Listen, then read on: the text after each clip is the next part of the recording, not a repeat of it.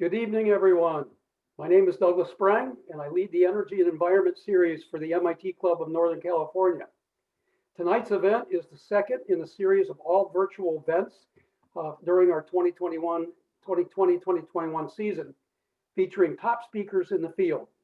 Last month, we hosted Tom Steyer. This evening, we have none other than David Hochschild, Chair of the California Energy Commission, to tell us about California's clean energy future. I'll be back at the end of the program to announce our speakers for November and January. But now, I would like to introduce Esteban Guerrero, our moderator for tonight's event, who will introduce David and conduct this fireside chat. Take it away, Esteban. Thanks, Doug. Hello, everyone. I am Esteban Guerrero, and I will be your moderator this evening. As California continues to lead the world towards a clean energy future, who sets the vision for California? I will introduce our speaker shortly, but before, just a couple of instructions. Questions were collected in advance during registration. Additional questions can be submitted through the Q&A window only, and we will try to get to as many questions as we can. Now let's talk about our speaker. His story is very inspirational because of his passion for the environment. He in turn has been inspired by others, and we will talk about this in a minute. I met David in the summer of 2016. After 15 years in supply chain, I had moved to California in 2013 to focus my career more on sustainability, and I did that thanks to being admitted to grad school at Stanford. But don't worry, I'm equally proud to have attended MIT years earlier as well. Although I was graduating that summer, I came across the opportunity to do an internship at the Energy Commission. Although I was not very familiar with the Energy Commission or with David, I knew that the CEC was, and still is, one of the most respected state agencies. And I wanted to learn more about how Sacramento works. So I knew I had an incredible opportunity in front of me, but I did not know how great. Now, you have all probably read David's bio. I would like to highlight that his path to joining the Energy Commission and eventually being appointed chair by Governor Gavin Newsom last year includes being special assistant to Mayor Willie Brown, where he launched a citywide $100 million initiative to put solar panels on public buildings. It also includes having played key roles at the Vote Solar Initiative, a national consortium of leading solar manufacturers, and at Solaria. And he has also served as commissioner at the San Francisco Public Utilities Commission. I could also highlight that he has a master's degree in public policy from Harvard. I could share that his speech and the whole ceremony where he was appointed chair of the CEC was very moving. And I could also let you in on a little secret that because he's a very busy guy, when you want to get his attention, you need to suggest having dinner with him at the Boiling Crab or address him as my favorite commissioner. When I first met him, I was certainly very impressed by his record.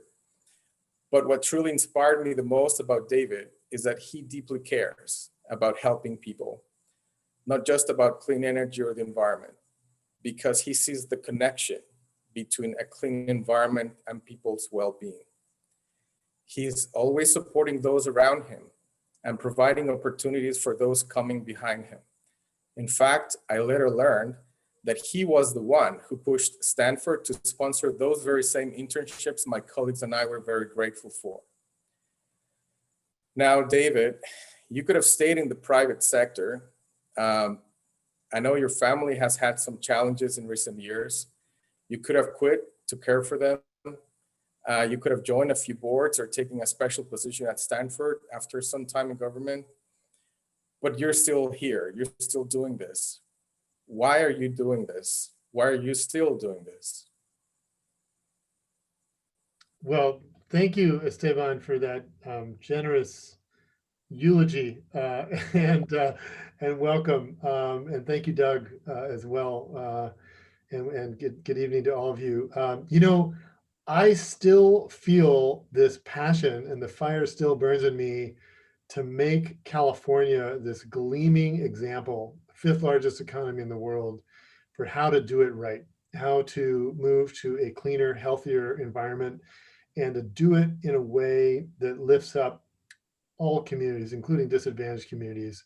And that vision just, it burns in me to this day. And I'm really excited about the progress we're making. Even the last 2 weeks ago, getting the governor to sign this executive order banning the sale of internal combustion engine vehicles. This is what I live for, and it's been an incredibly rewarding career. And the one thing I'll say, I'm sure this is a view shared by you, Esteban, and others who are with us tonight, is that when you're in this field, you know, pushing clean energy, you have the good fortune to meet some of the most inspiring visionary people that there are, and that is the greatest reward. So I feel very blessed to be doing this work still.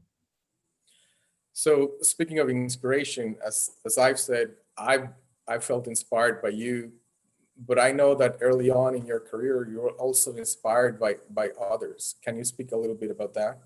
Yeah, well, one woman who inspired me in particular was an African-American woman in her 80s at the time, Miss Espinola Jackson, who's no longer with us. But she, when I was in San Francisco, when Gavin Newsom was then mayor and had appointed me to be a public utilities commissioner with the city's public utilities, we had a big fight over a proposal to build a polluting peaker power plant in a poor neighborhood. And we were trying to stop that. And it was a very, very hotly contested fight. And she was basically the conscience of San Francisco. She came to every single public hearing.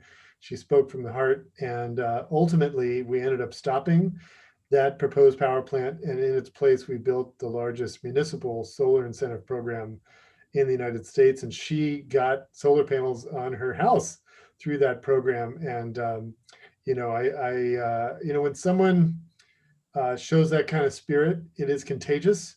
And I feel that she still kind of resides within me in my spirit in terms of being my conscience on these issues. And always a reminder that there are justice issues associated with energy, and we need to be mindful of those. So thank you for asking that question. You're welcome, and I'm glad everyone here got to hear that.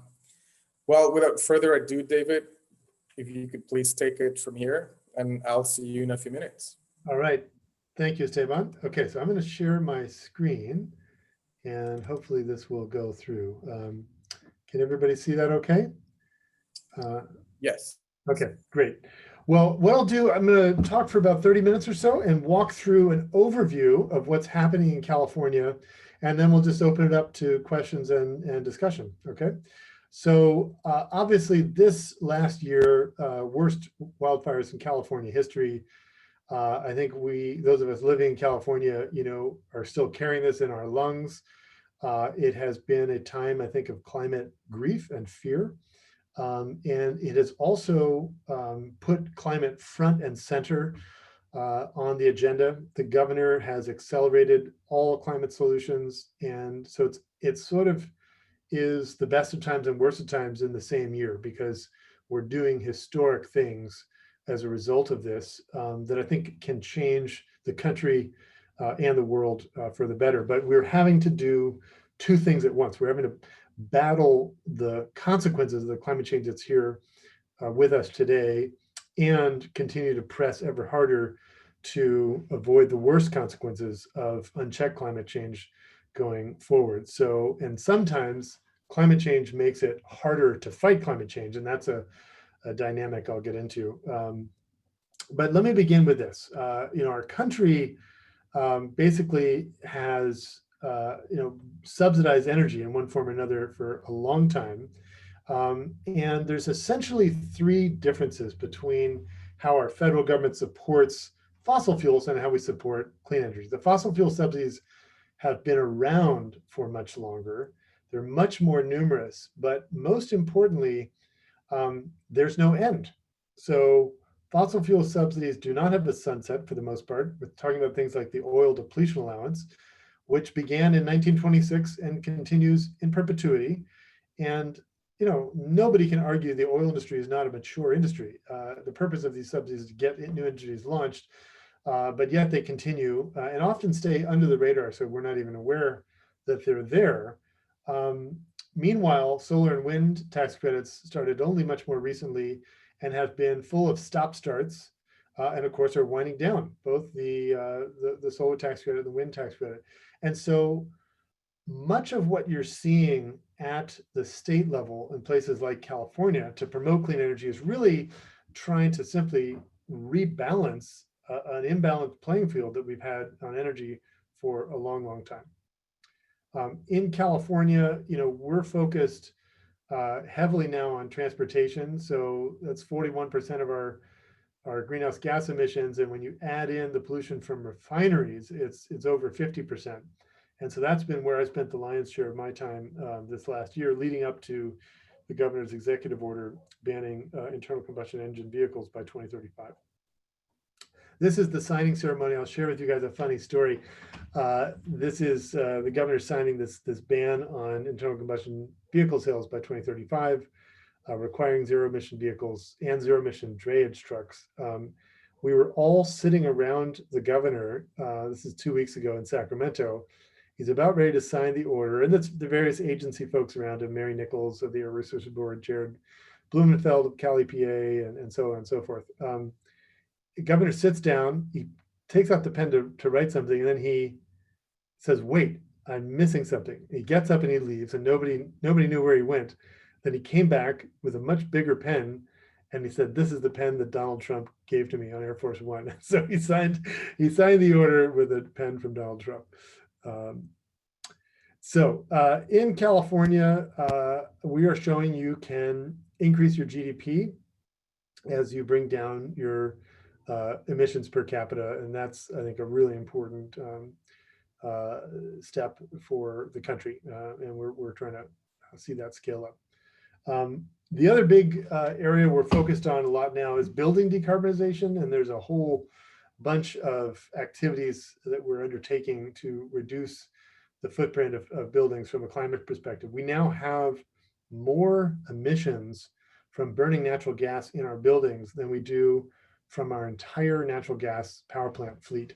And so we're through codes and investments in research and development, we're pushing solutions there. And there's now been 35 cities that have adopted some form of an electrification preference or mandate on new construction just in the last year and a half or so.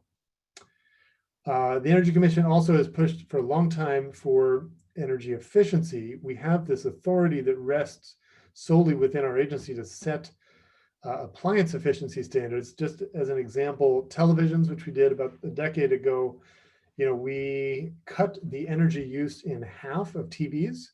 That saves about $1 billion a year for California customers. This is very much behind the scenes. People don't realize this is happening, but the advantage of doing this when we're a state as big as we are is that for manufacturers, it's not efficient for them to manufacture one product for the California market and one product for other states. So they end up, in many cases, upgrading their whole manufacturing lines for national or global sales. So California efficiency standards have benefits far beyond the reach of California. And this, of course, means fewer fossil fuel burning power plants. Same things with things like plug-in charger devices, like your phone or your plug-in shaver. Up until 2012, those devices, if they were plugged into the wall, would continue to draw a little bit of power even when they were off. Why? Because they didn't have a shutoff diode, which is like 25 cents. The manufacturer has no incentive to spend that money because they don't pay the energy bills. We do. So we said, you have to have that. You can't sell into our market without that. That saves $300 million a year. So a lot of leverage with these kind of codes. And we do this, by the way, with water as well. Faucets, toilets, shower heads, dishwashers, washing machines. We set all those standards to reduce water and energy use.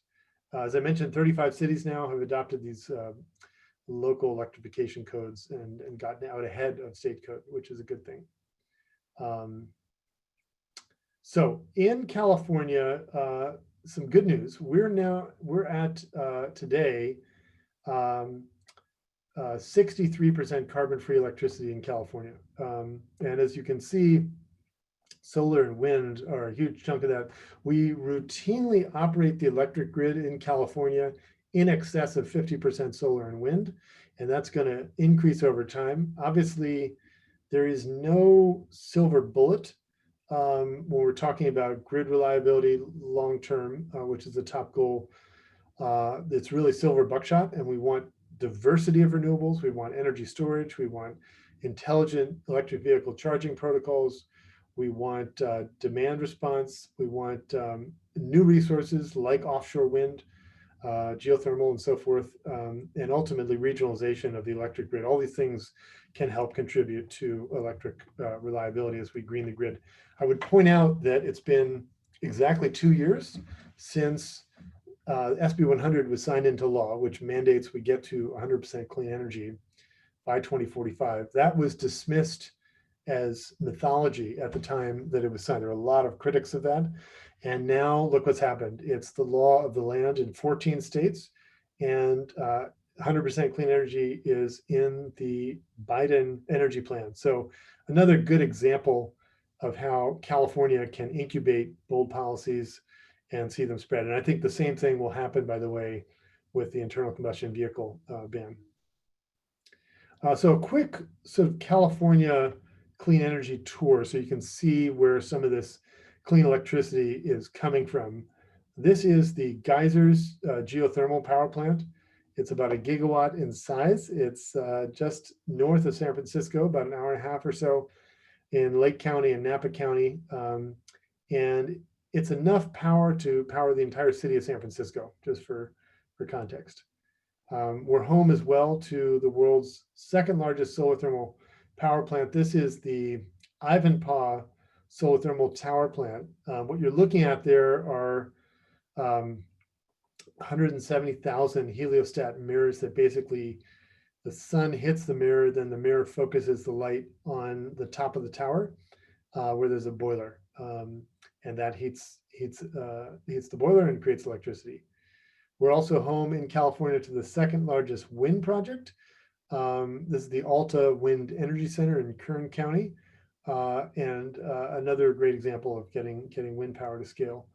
And the second largest solar thermal Trough plant. By the way, I would say all of these were the #1 biggest of their technology category a few years ago, and those records have been broken, and that's a good thing. We want to see competition on this. This is an interesting one, though. This facility is well over 35 years old, and it's, I think, a good testimony to the durability of renewables as well. And we're home in California as well to the world's largest solar rooftop. So this is the Apple campus. I did a tour of this about a year ago. I have to say I had major building envy coming into this building because the Energy Commission looks something like a 1950s prison. So this is an incredible circular building. The interior is huge. It's filled with fruit trees now, which the Apple employees pick fruit and so on. But just to give you a sense of scale, you could take the entire San Francisco 49ers stadium and it could fit in the middle of this donut hole. It's about a 1 mile walk to walk the length of this building around the circumference of it. And as I mentioned, the largest solar roof in the world. And we have the largest battery energy storage project as well. We are working on offshore wind. This is actually a picture of the offshore wind project in Rhode Island, which I visited a few years ago. The East Coast has a number of these in development in New Jersey and Massachusetts and New York. And the UK now has 38 offshore wind projects up and running. The big difference between California and the East Coast when it comes to this technology is the depth of our shelf. So we have a shallow, they have a shallow water shelf on the East Coast. We have a deep water shelf on the West Coast. So these turbines in Rhode Island are actually mounted directly to the seabed. The foundation goes to the seabed. The turbines we're looking at for the West Coast are basically would have to be on a floating structure. So similar to an oil rig where it's floating and then tethered to the seabed with 3 high tension cables. I'm very optimistic about the future of offshore wind. The entire global offshore wind industry is moving to a 12 megawatt platform. When you drive around California and the rest of the United States, you see wind turbines are typically about 2 megawatts in size. So 12 megawatts, significantly bigger, and the wind resource is phenomenal. So wind turbines on land, 35% capacity factor. So the turbines are spinning about 1/3 of the hours of the day. Offshore, it's about 60%. And just to give you a sense of scale, one rotation of one of these 12 megawatt turbines, which takes 4 seconds to do a rotation, that powers a house for a day. So that's the scale that we're talking about. Fossil fuel divestment is another exciting trend we're seeing now. $14 trillion of institutional portfolio that has divested from fossil fuels. And I think the momentum we're creating in California and with our partner states and countries around the world is really contributing to this. And institutional money is fleeing fossil investments and coming towards clean energy over time. The other interesting trend, the majority of new electric generation capacity being added to the grid every year is renewable, and the majority of the retirements are fossil. You can see mostly coal and older gas coming offline. So the grid, even under Donald Trump, the grid is getting cleaner. More coal has retired under 4 years of Trump than under Obama. So it's an incredible development. I think it's really testimony to the cost effectiveness of renewables that this is happening. It's really the cheapest new resources that you can buy now are solar and wind. And the important thing to remember there, we are not done with cost reduction. There is more innovation, more scale, and more that can be done to bring down costs and is being done to bring down costs. So a very exciting trend we're seeing there. I would also just highlight, I like this slide. It just shows the top 10 companies by value, sort of once every 10 years, a snapshot. And as you can see, you know, in 1979, half the companies on that list were fossil fuel companies, whereas now it's only one. And I think that's a real testimony to the trend lines we're seeing. One other big benefit we're seeing in California is jobs, 500,000 clean energy jobs.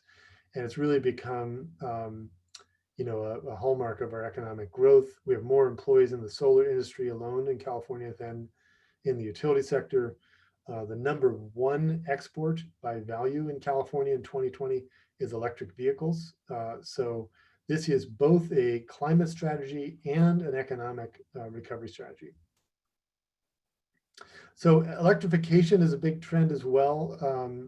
This shows one of the projects I'm excited about, which is the diesel train line connecting San Francisco to Silicon Valley.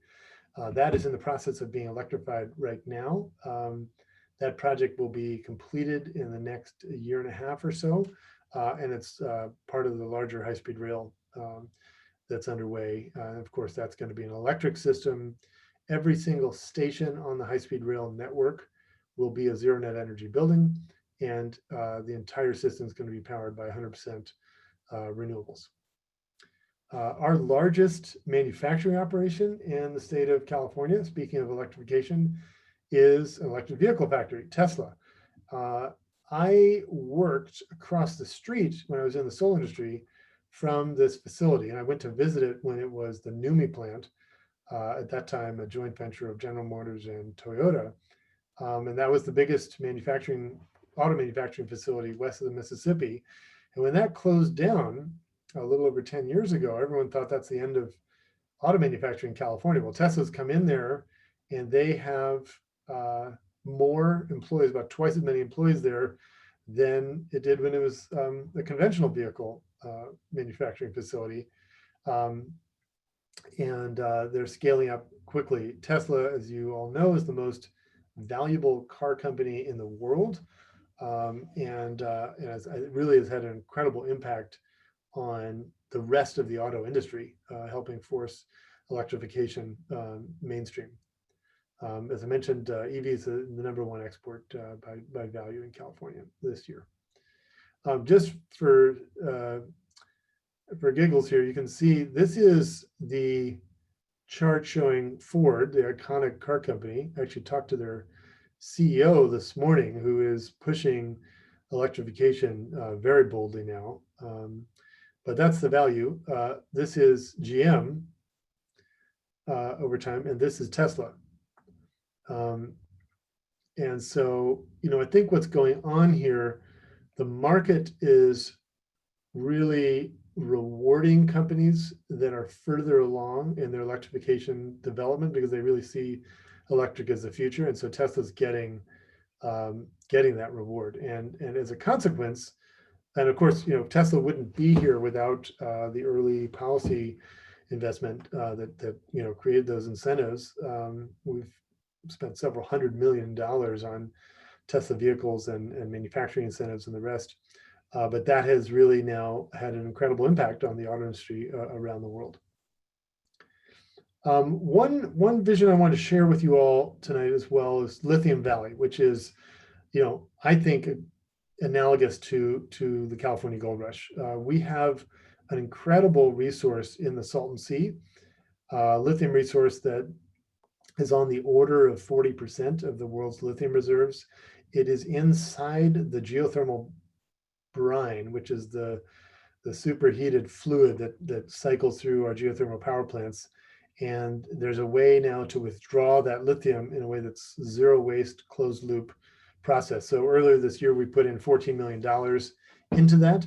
And that is something we're trying to build out to really create the whole ecosystem. We have the end use markets with about 750,000 electric vehicles on the road in California, and the largest energy storage market in the country. And we have the raw material, but we don't have the intermediate industries like cathode manufacturing. And so that's what we're trying to build out. And I think it's a really exciting economic vision for the state. Electrification in general is underway, and it includes not just cars, but electric bicycles, electric scooters, electric buses. We have two electric bus manufacturers, Proterra and BYD, making buses in California. Electric motorcycles, that's a motorcycle made by Zero Motorcycle. And of course, electric heat pump water heaters. I just replaced my gas water heater a few years ago with electric heat pump. Everything needs to be a good citizen of the grid for the grid to be as successful as we need it. And these are all parts of that puzzle. So one challenge we are dealing with is severe heat storms. This is the temperature curve over the last 35 years. The orange line represents what happened in California in August. And what's notable there is not just that it's high, but that it was extended. And so this particular heat storm, in which we did have a 2.5-hour blackout on that Friday night and a 1.5-hour blackout on that Sunday night, August 15th.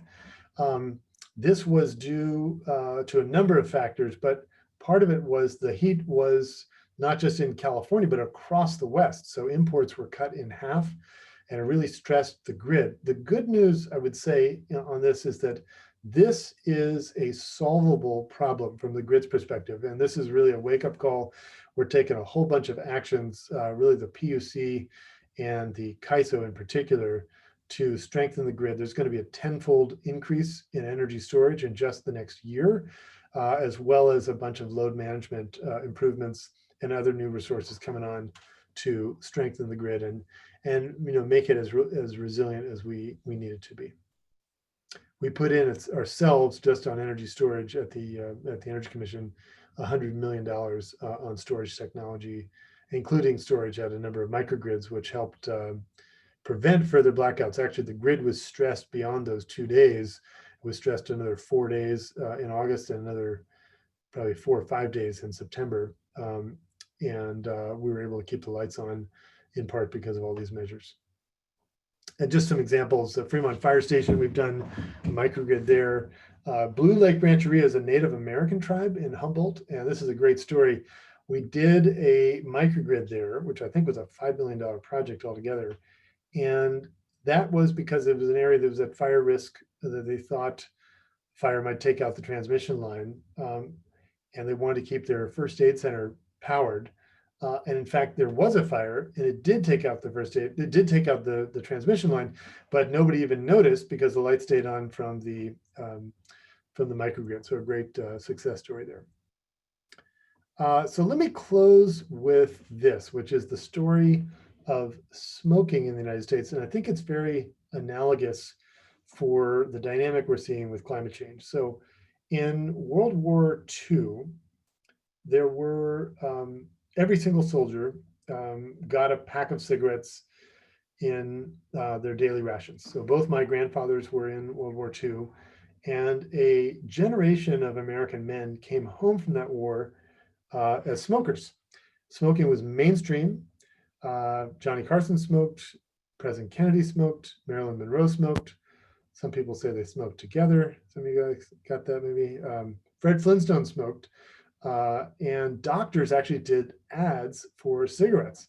And then what happened is the science came out that said, hey, smoking causes cancer. Secondhand smoke causes cancer. And the reaction of the tobacco industry was to go from manufacturing one product, cigarettes, to manufacturing two products. They manufactured cigarettes and they manufactured doubt. They spent $100 million on junk science to distort that basic, simple truth that none of us question today, that smoking causes cancer. That had the effect of delaying action, but it did not ultimately win the day. And so what happened next is very instructive. Eventually, science prevailed. The public opinion came around that this was dangerous, and it led to a cascade of sensible regulations, including health warnings on packages, banning advertising of cigarettes from TV, increasing the cigarette tax, and a number of other measures, including banning smoking on airplanes and sales to minors and bars and restaurants. And today, smoking has plummeted. So we went from basically half the country smoking to today down, falling to around 12%. And I think that's very analogous to the challenge we face with climate. There has been an incredibly successful campaign by the fossil fuel industry to distort this basic science that burning fossil fuels adds CO2 to the atmosphere, which heats up the planet. And it's not a complicated, there's parts of this that are just very, very simple. That is what the greenhouse effect is. But distorting that has delayed bolder action, but that is changing. And now we're seeing, particularly with the fires in California, public opinion is moving very strongly towards bold climate action. And I think we should all have an expansive sense of possibility about how quickly positive change can happen. I think 2021 can look like the first year of the Roosevelt administration, and should look like the first year of the Roosevelt administration, just with bold action at the state and the national level. So with that, let me just stop there and open it up to questions and discussion. Thank you, David. I appreciate your taking us through this material. Every time I see your presentations, I think they're very powerful. And some of the questions we got actually allude to that. So let me start with a few questions. You talked about electrification, and you showed a few examples of where that is going. Let's assume for a second that that is the solution long term. And let's assume that batteries are not a challenge, and we know there are some, of course. But if we are going to electrify everything, do we care about clean versus renewable? I know for some people, those two definitions matter. So let me give you that as the first question. Yeah, so the law in California is for carbon-free electricity, not for 100%. So basically the law as it's written today will require us to get to 60% renewables and then the rest carbon-free. And by renewables, that has some very specific California specific definitions. That includes biomass, it includes small hydro, but not large hydro. So 30 megawatts and less counts. Above 30 megawatts does not count as eligible renewable. It includes solar, both solar PV and solar thermal, rooftop and ground mount, and wind and geothermal. So then you have other resources such as large hydro, and I would say, generally speaking, I think it's highly likely that incumbent large hydro will be counted towards that 100% standard. And then nuclear. And so California has built 5 nuclear plants. 4 of them have been decommissioned. The 5th is going to be decommissioned in 2025. And what you're seeing with nuclear generally is, first of all, it's not without its operational challenges. As we speak here today, Unit 1 is offline for maintenance at Diablo Canyon, and Unit 2 went off unexpectedly and unfortunately from a hydrogen leak that they're still resolving. So, I do want to say every technology has its reliability issues. There is no one panacea. That is a very big facility. It's over 2 gigawatts, and it's about 8% of California's generation. Generally, it's operated well. One thing that they've done well there over time is they have gotten the capacity factor up over the years. They've figured out how to run it and get more juice out of it better over time. Going forward, though, that will be decommissioned. It can't compete on cost. And so there'll be other technologies that will step in. I think one thing I would say as we think about all of these is, we need to move beyond this concept of load being this fixed thing, and then we have to ramp up generation to meet the load. That's actually not the nature of electric load. There is a lot of load that can and should be shifted. Just think about the fleet of electric vehicle chargers that we have. There's a lot of flexibility, and particularly as the range of the electric vehicles increases, your flexibility about how and when that's charged can grow. And so, for example, we are now with renewables in California, we're curtailing about 1 gigawatt hour a year or more, and that is energy that's being wasted. You can actually time EV charging to align with that. So load management itself is part of the new way of seeing things, and kind of timing load to optimize when we have more renewables on the grid is part of the strategy. Okay. Okay, so you did talk about nuclear. There are a couple of questions about that, but I recall reading not too long ago that Bill Gates is investing in some new technology to make nuclear safer. Do you know anything about that? So pebble bed reactors, I know that is a subject of research. I can't speak to that. I'm not deep on the proposed technologies. I will just say, one of the things that does add cost for nuclear is the security threat. So I've toured Diablo Canyon a number of times. They have a small army there. Okay, it's 100, 150 people, not with pistols, with machine guns. They are doing security drills. There is a major security risk that you have to guard against in an age of terrorism that will add costs where you have radioactive material. That's just always going to be there. Look, I think we should always have an open mind and be assessing technologies on their merits as they emerge. I can only speak to the nuclear facilities that we have, and there, I will just be honest. We've had some real flaws, right? The San Onofre nuclear plant was kind of the worst case scenario, where the thing went down suddenly, had a really, really expensive fix. I think we spent $700 million trying to fix that thing. It didn't work, and then it got taken offline, right? That's just really the worst of all worlds, where you blow a whole bunch of money trying to fix something. Diablo again has just had an unexpected shutdown. I think to the extent we're decommissioning, doing that in a planned way is really important. And generally speaking, nuclear is gradually coming offline in the United States, not growing. So I think we had maybe 104 nuclear plants a couple of years ago. I think we're down to 98 or 99 now, and gradually those are getting decommissioned. But it is carbon free, and that's a really important thing. That's obviously gas is not, and so that's one of its strengths certainly. Okay, thank you.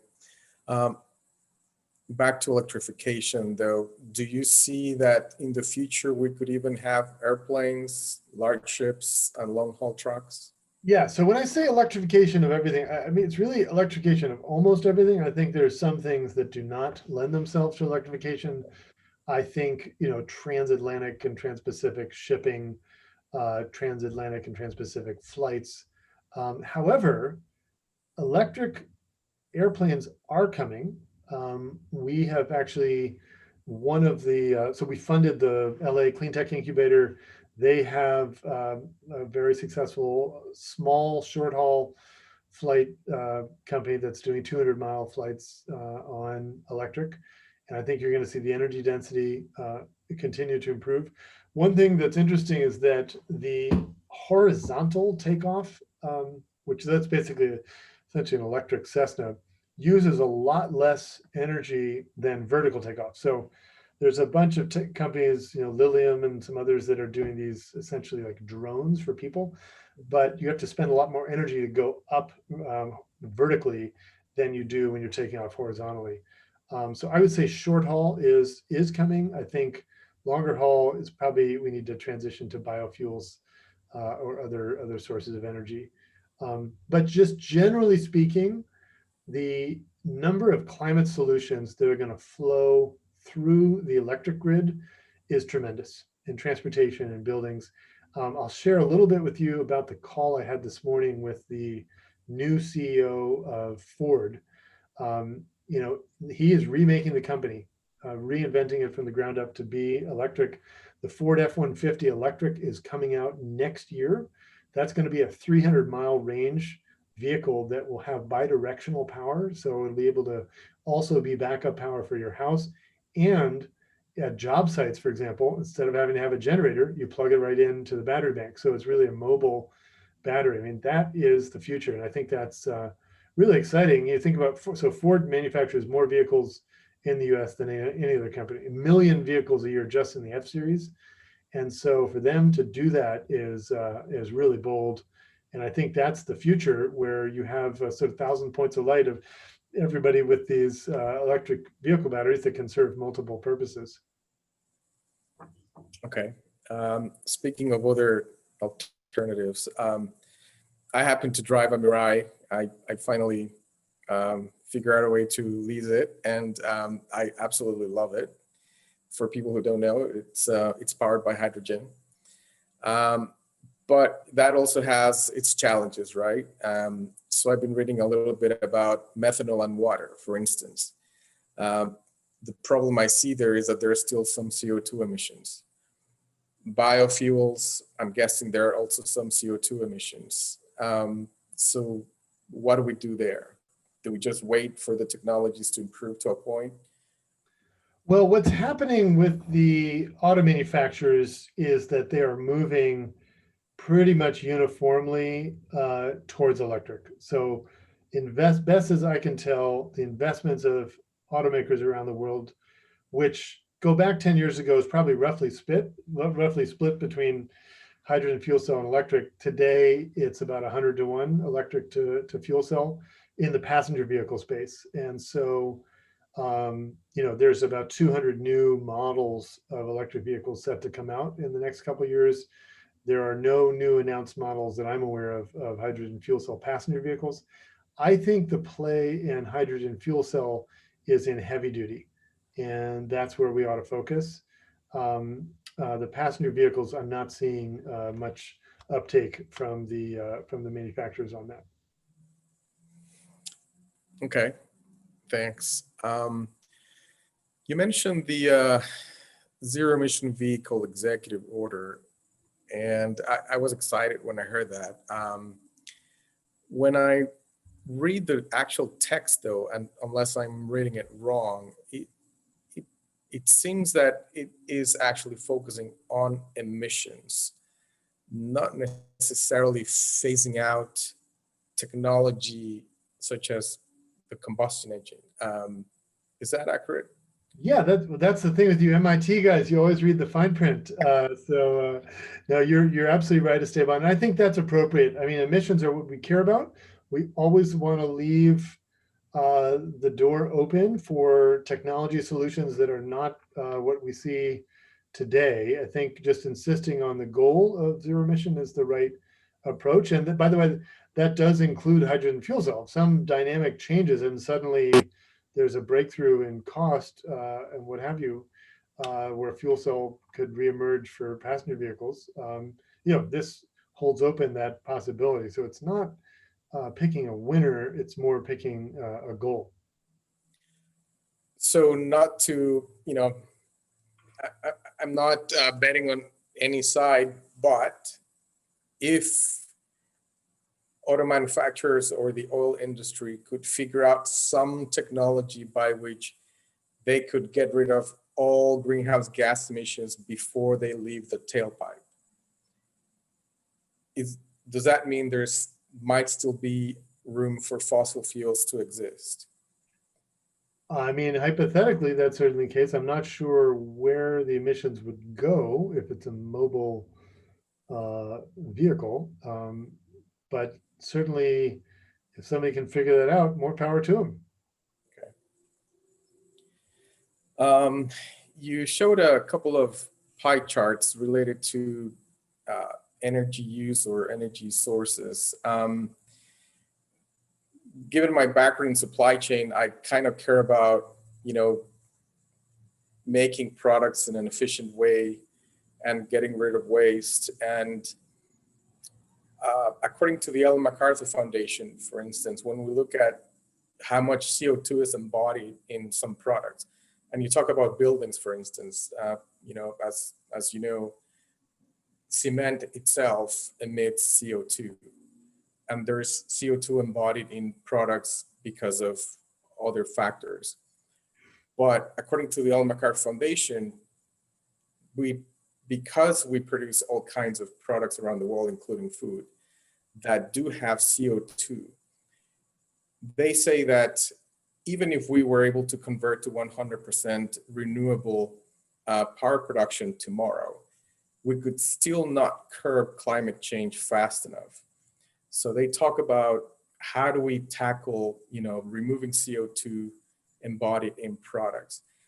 Now, this may be a question more for CalRecycle or some other state agency, but can you speak about how California state agencies maybe are collaborating on these kind of cross-discipline or cross-factorial situations? Yeah, so I think the moment that we're in requires us to do everything at once.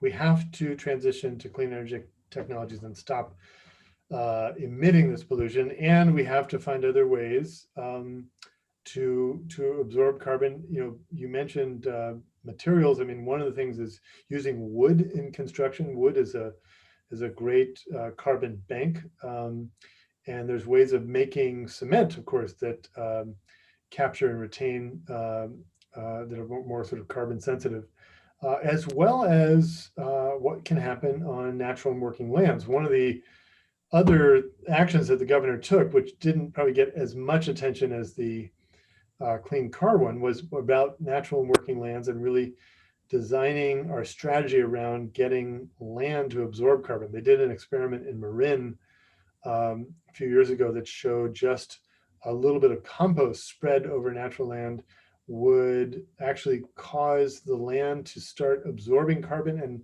a process that would just continue, kind of self-perpetuating. And there's some interesting things with land management that we need to do. There's also, some very compelling carbon capture technologies. I was in Zurich, Switzerland 2 years ago for a conference, and I met with the founders of Climeworks. Very, very impressed with their device, which is like a about the size of an air conditioner. It sucks CO2 out of the atmosphere and calcifies it, and then they put it in the ground. And so they have contracts with Swiss Airlines. So when every Swiss Airlines flight takes off, they actually buy that amount of CO2 and take it out of the atmosphere. We need to be doing all these things.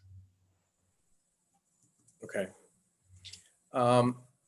Let's talk a little bit about energy storage. You talked about briefly, and in the future, do you see a portfolio of different approaches to storing energy, or is battery technology going to be just so high in energy dense that we won't need anything else? So we have funded, as I mentioned, about $100 million on energy storage on 60 different demonstration projects with every chemistry you can think of: iron, chromium, vanadium, lithium ion, and many others. What has happened, generally speaking, lithium ion has become what silicon became in the solar industry, just sort of the workhorse technology. The cost of lithium ion have come down about 90% in the last 10 years. And I was just at the Tesla Battery Day. They kind of revealed their commitment to get the cost down another 50%. So I think lithium is in a very good position to continue to lead, but there's some things that it's not well suited for, including long duration energy storage. And so there's some other very promising technologies we've funded, including Form Energy, which is doing a very, very low cost long duration storage, and others. And so we need to keep investing in that, and we will. But I think lithium ion has really emerged, certainly for vehicles. I mean, I've been driving a electric car for 3 years now, and it's performing fantastic. So we're also funding some companies like Hochschild and Sepion and others that are making improvements to the membrane. When lithium ion batteries fail, it's typically the membrane that fails. And so there are some things they can do that will increase the durability and the safety of lithium ion that I'm really excited about as well. Okay, that's great to hear. Last time I checked, though, we still have some challenges recycling lithium-ion batteries. Do you think that'll improve? So I would say recycling is the wrong word first. Okay, so the first thing we want to do is actually reuse. And so when you have a electric vehicle battery, for example, that has declined to maybe it's 70% of your nameplate rating, that battery should not be thrown out, should not be recycled. It should be reused. And so we funded also some very creative work out of UC Davis, actually. They've taken used EV batteries, repurposed them into a unit that's inside a shipping container that can be sited adjacent to a building to do backup energy storage for the building. And we'll have a very, very long second life. And that's entirely appropriate, because it doesn't sort of matter that it's down to 70% of nameplate rating. It's working fine. And so if you're not space constrained, that doesn't matter. And so whereas a new lithium ion battery would cost $120, a kilowatt hour, these are on the market for 50. And so I think that's the first thing. And then, when they do really reach their end of life, we need absolutely to have a recycling strategy on that. But I think there's often a much longer second life before we even get to the recycling question. Okay, makes sense.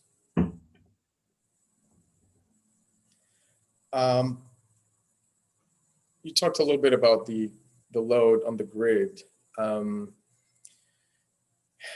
And it's great that, thanks to the Energy Commission and others, energy efficiency of appliances and vehicles, et cetera, continues to improve as well. But it seems to me that the load on the grid will continue to grow, especially as we electrify more things. What can we do to make sure that the reliability is there? Yeah, so right now the goal for the state just on vehicles is 5 million electric vehicles by 2030. That alone represents an 8% increase in our electric load. Now, keep in mind, we're also being very aggressive about energy efficiency. So lighting, appliances, and so on. So actually load in the last few years has essentially held steady, even as population has increased because of all that efficiency. But your point is well taken. As we electrify more services, load will go up. So as I said, it is a silver buckshot, not a silver bullet solution. So that is, we need everything. We need more, utility scale renewables. We need more distributed renewables. We need more energy storage. We need more of everything. And then I would just say this, load management.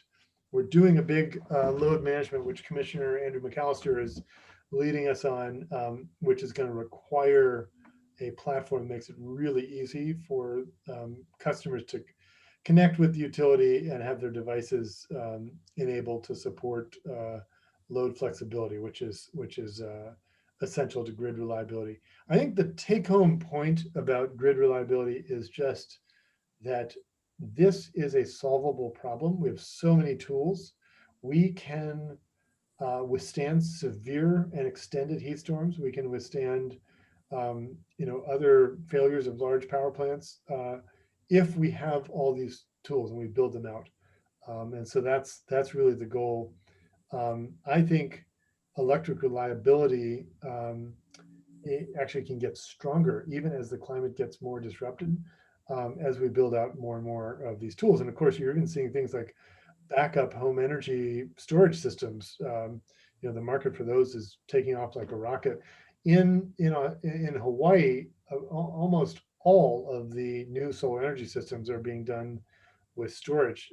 Today in California, probably about a quarter of the new solar energy systems are being installed with storage. So those are all part of the solution as well. Okay, thanks for that. We talked at the beginning a little bit about, the role of clean energy and the environment and people's lives. So speaking of impact on the community, how do we ensure that the clean energy transformation actually benefits everyone? As you recall, I helped put together a little report for the Energy Commission that looked into that as well. And I remember there were several challenges. How do we help make sure that it benefits everyone, including people in low income? Yeah, it's great. It's a great question. So I would just say right now, there's no dispute. Equity is really the front door to our climate strategy in California. Just to share with you two recent examples, this fall, we're launching a big new $80 million program to do building electrification. That program is providing incentives for new construction to build all electric homes, and it is exclusively for low-income households, right? So we're targeting the benefits for disadvantaged communities. Similarly, 2 weeks ago, the governor signed AB 841, which is going to give the Energy Commission about $700 million to do upgrades for schools of their HVAC systems to improve indoor air quality. That program also, while it's for all public schools, it targets low-income schools. So I think that is the way forward. I think that's the template where we do big, bold infrastructure that creates jobs and reduces emissions, but the focus is really on disadvantaged communities. Great, thank you. I would add to that one other thing, which is that, we're now for our demonstration projects for all the clean energy innovation that we're doing, those energy storage projects, 65% of our demonstration projects are in low income and disadvantaged communities. And for the charging infrastructure that we're building out for EVs, which is significant, we just approved, $380 million, I think, for that. That about 50% of that's going to be in disadvantaged and low income communities. Okay, thanks. We have a question here that when I read it, it hurt me a little bit because the answer I got when I had my startup was not the one I was looking for, but I won't contaminate your thinking with with mine. What is the role of venture-backed companies in Silicon Valley in addressing the current climate crisis? How can we help? Yeah, great question. Well, first of all, I want to speak exactly to your point. You were involved in a startup, you know, didn't turn into the next Tesla. That is not just okay. I think that's good. I think we all need to push and have failures. You know, you don't get success without failure. And I think being willing to take a risk, you know, none of the successful entrepreneurs out there um, have have gone without having failures, and most have had very big failures. And I would just say this is a time for boldness. This is a time to take risks and to push the envelope. You know, take an intelligent risk, but don't be cautious. I think, you know, we'll regret being cautious more than we'll regret trying a bold new idea. And you know, one of the things for the folks on the line today who have a great idea and are interested, one of the things I'd point everyone towards is our CalSeed program. We have this is a small grant program. It's a $150,000 startup grant. And then if you pass certain stage gates, you get another $450,000.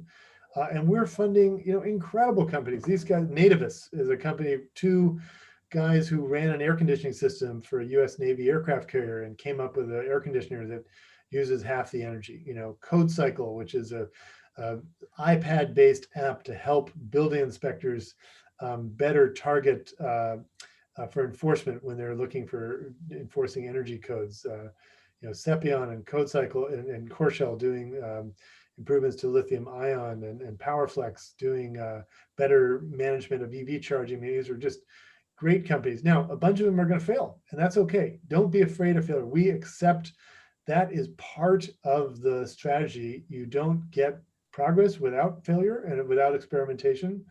And the thing is, we do have in California this incredible innovation ecosystem, and we work really hard to support our innovators. So that CalSeed program, we give $25 million to New Energy Nexus, which actually operates that program for us.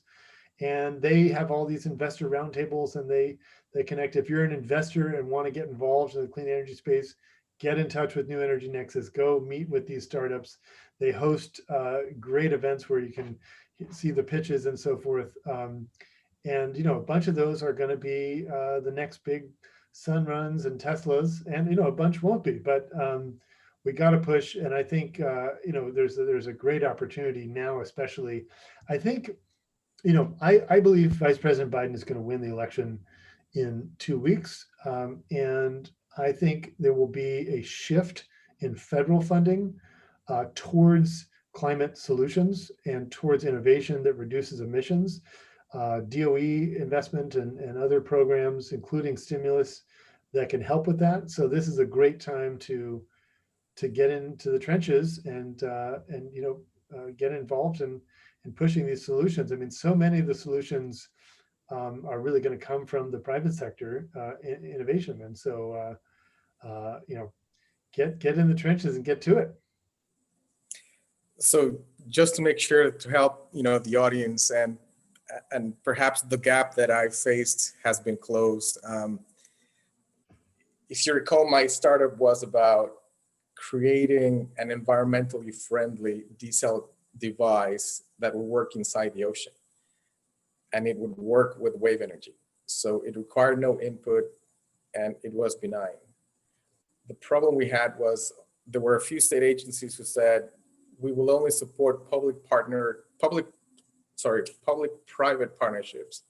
So you need to find a city that is going to buy your water. We talked to a few cities, and they said, we need to see a pilot site working. And we talked to the VCs, and they said, we need to see a contract from the government. So we couldn't close that gap because everybody was chasing the other. What is the best way to close that gap? Yeah, I mean, that's the classic challenge, chicken or the egg, and I don't have a solution for you. But I would just say, you know, for anybody who's been in a circumstance like you were in, really to reach out and ask for help, for advice. There's a whole ecosystem of very, very seasoned entrepreneurs in California and I have found when you ask for mentorship and for advice, people are willing to help you. And so, for anybody's in that circumstance, to reach out, and people have, yeah, I just think there's a lot of goodwill now towards trying to make these things work. And so, what you see a lot of times with those ideas, they may not work the first time, and then circumstances change and you restart it, and you can get the funding, get that first demonstration project. So who knows, we could be drinking some desalinized wave-powered water together at some point in the future.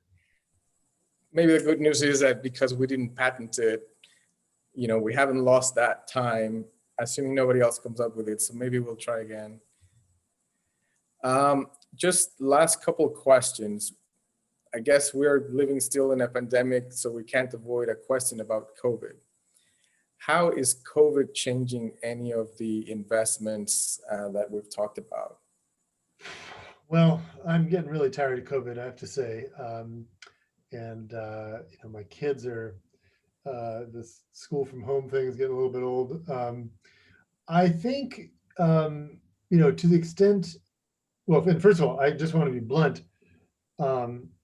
In the near term, I think the mask is the vaccine, and we may not have an actual vaccine for another year, and things may get still worse in the next few months. So just to level set, that's absolutely a possibility. I think it does highlight the need to deal with air pollution. We know that the risk of contracting COVID does not change with bad air pollution, but the risk of dying from it does. And that includes indoor air pollution from appliances like gas stoves. And so it really highlights the public policy need to do everything we can to improve air quality and reduce mortality. I would just say, obviously, there's a big parallel between COVID and climate change in that we got very clear guidance. To be honest, it makes me angry when I think about it, because the guidance from science was so clear, right? Prevention, wear a damn mask, social distance, do these things, and you can reduce mortality. We didn't do this. The president completely ignored that. I saw, and we have, more people have died in the United States from COVID than any other country in the world, right? And more people have died from COVID than died in World War I and the Vietnam War combined, right? In the United States, this is a devastating toll.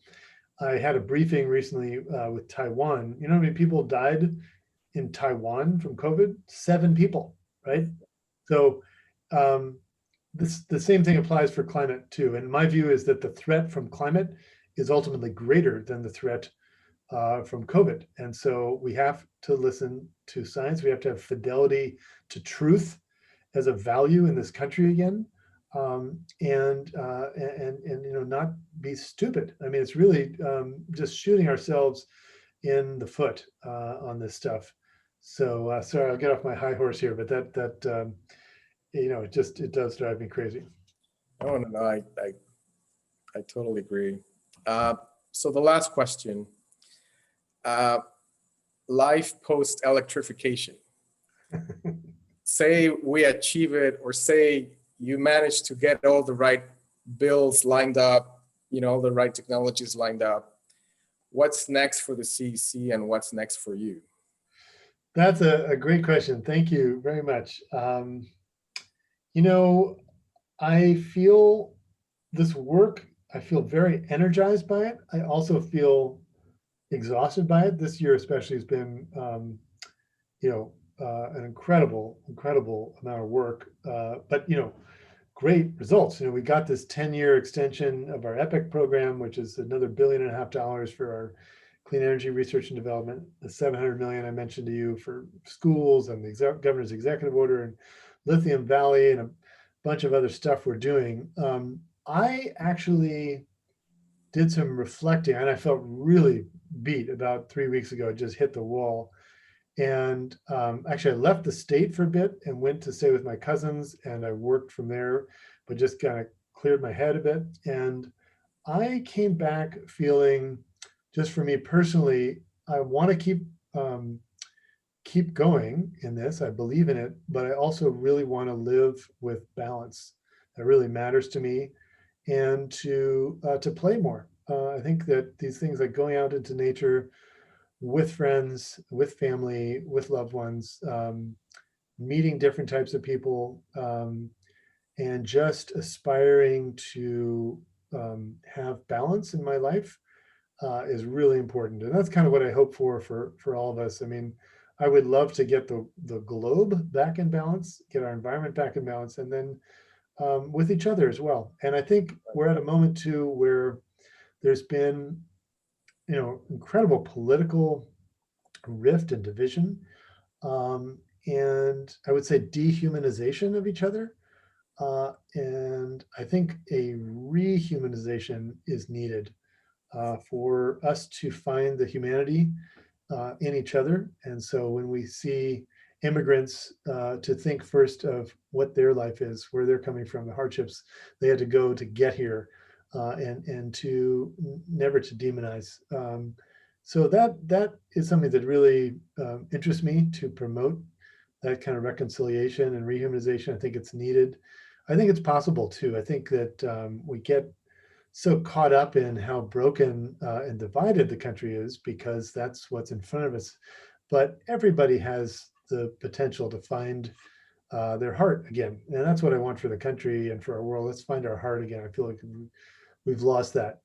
So that's, hope that's an answer to the question. It has. Thank you. And thank you. And with that, I'd like to thank you again for joining us this evening. I really appreciate personally, and I think we all do, you're taking the time to do this. You share with us, the great progress California has achieved and the path forward. To the audience, at the beginning, I raised the question, as California continues to lead the world towards a clean energy future, who sets the vision for California? I think now you know the answer. I will now turn it back to Doug, who will make a few final announcements. Doug? Thank you, guys. Thank you, Esteban.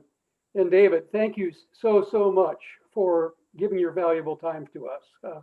Really appreciate it.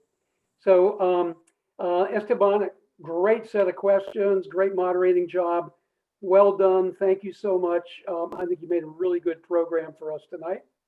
And now what I'd like to do is just quickly describe the next two upcoming events to you all before you leave. And I hope, boy, this next one's going to be a big one. John Holdren was the White House advisor on science and technology for the Obama administration.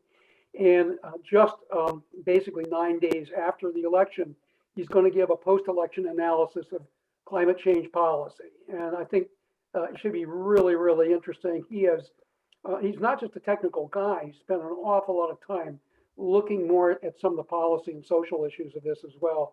And so he's really going to give a very well-balanced discussion, I think. And then this is actually backed by popular demand. We had a live event a year ago called Fingerprints of Climate Change that we held down in Palo Alto. Ben Santer, who is the climate scientist at Lawrence Livermore, gave this presentation. It's really fascinating because he is showing the actual proof, the evidence that climate change is occurring. And he's done it in a very scientific way that's pretty hard to dispute. And he also was the guy who led the committee that was the first one to say that climate change was caused by humans with the IPCC. So really interesting guy. It's on Tuesday, the 21st of January. So I hope to see you all there at both of these events. They should be great. Thanks so much for coming, everybody, and hope to see you at the next time.